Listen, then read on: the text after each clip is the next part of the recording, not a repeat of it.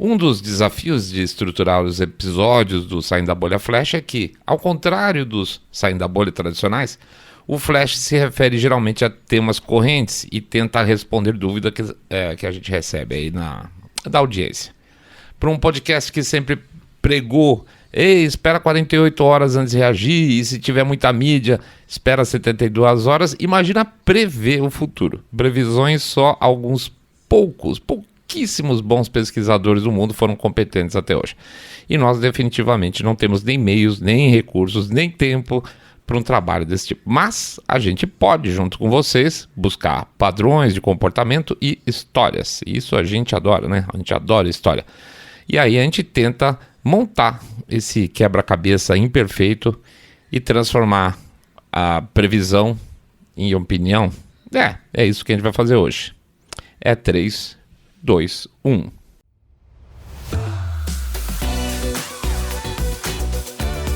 SDB Flash.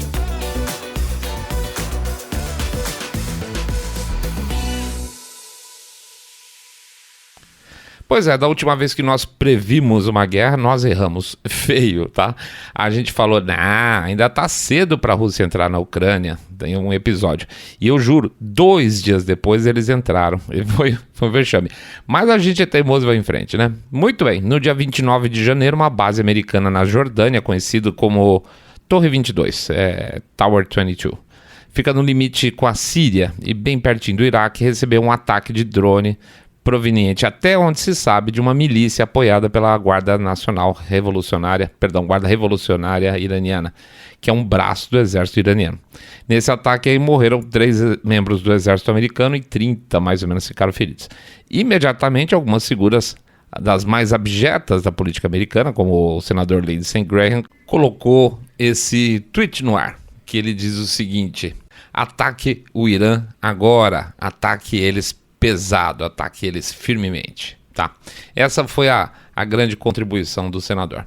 O Lindsey Graham, juntamente com o finado John McCain, são um dos fomentadores da revolta ucraniana nos anos 13 e 14, 2013 e 2014. Recentemente, em uma reunião com Zelensky, ele disse, diante das câmeras para todo mundo ouvir, que os russos estão morrendo e é o melhor investimento que fizemos. Olha que bonito.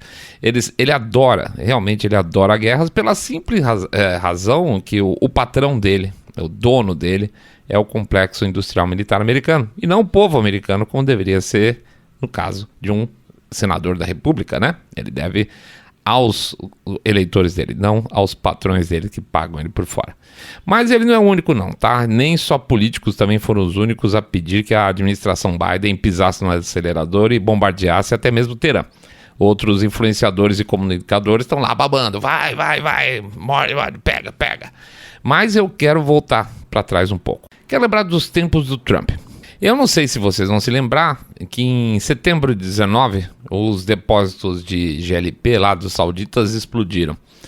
Eles foram alvejados por um ou mais foguetes. Na época houve muita confusão a respeito, porque os sauditas e iemenitas, sim, os Houthis, esses que estão agora arranjando encrenca, estavam em guerra com a Arábia Saudita, e ao mesmo tempo que o Irã falava também da mesma forma, não fui eu, foram os Houthis, e os Houthis falavam que foram eles, mas haviam sinais realmente que os foguetes podiam ter partido do Irã, sim, tá? Mas nunca se comprovou, e aí isso é importante.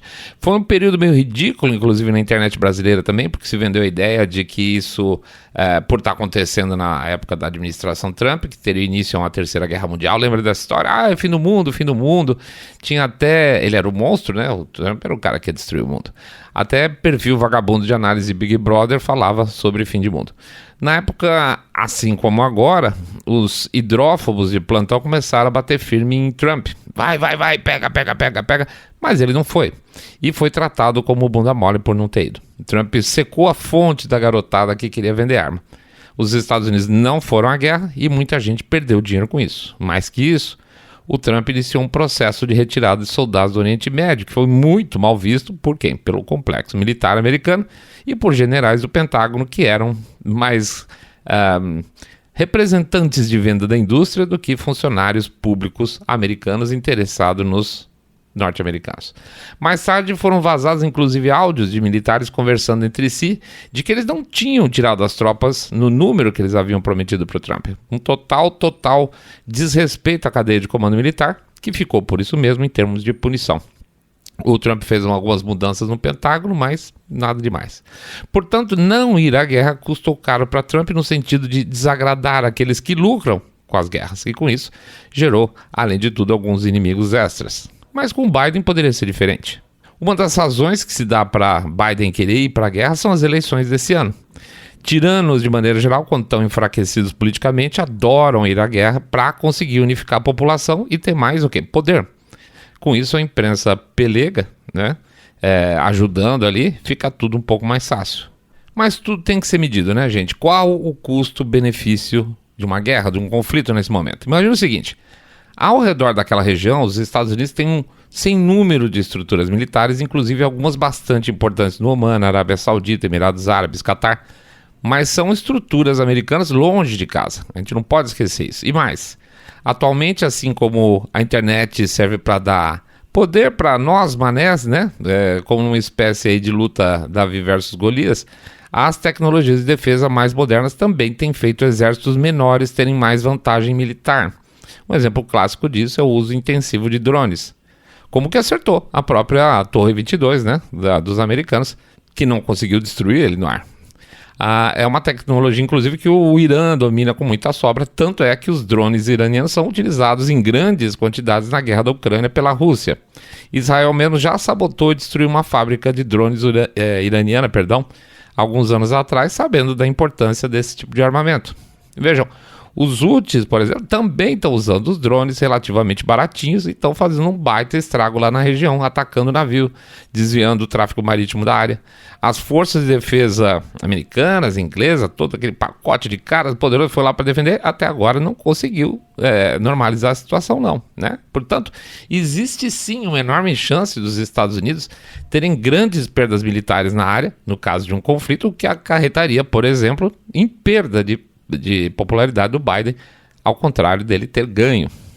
Soma isso que o Irã não se reconhece como autor da ação, e sim uma milícia ligada à sua Guarda Nacional Revolucionária, a qual eles alegam não ter controle. Fica complicado, né? Apesar da ligação indireta com o grupo, com os iranianos, não tem a menor dúvida, justificar um ataque de grande escala contra um país sem conexão direta em função da perda de...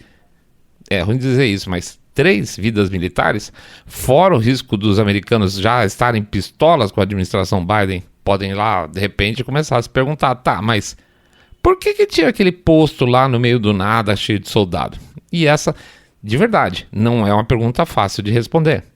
Portanto, na análise de custo-benefício, principalmente se a gente for considerar os reais profissionais, e tem grandes profissionais no Pentágono, a resposta tende a ser mais no-go do que go. Mas o Biden e boa parte das lideranças ocidentais globalistas andam meio saidinhos ultimamente, né? Uma coisa meio estranha, quase uma percepção quase desmedida, uma necessidade desmedida de destruição do Ocidente. Isso também não pode ser descartado, tá? Pesando tudo isso, respondendo a pergunta, a América vai à guerra? Se eu tiver que chutar de novo, eu diria que não. Mas lembrando que, se dependesse de mim, a guerra da Ucrânia estaria agora com um pouco mais de 1 ano e meio e não quase 2 anos. Essa de verdade, então, gente, se me permitem, é uma aposta que eu não pago para ver. É isso aí, não fico de jeito nenhum sem fazer o nosso jabá. Lembrando, 1, 2, 5, 10 milhões de reais, pingado não é seco. Ou pedindo para você também dar uma passada lá na nossa loja do Saindo da Bolha, onde a gente tem os nossos e-books, que estão com preços super acessíveis, e outros materiais, tá? lojasaindodabolha.com.br, lojasaindodabolha.com.br. É isso aí, acabou. Flash SDB, fique em paz. Saindo da Bolha.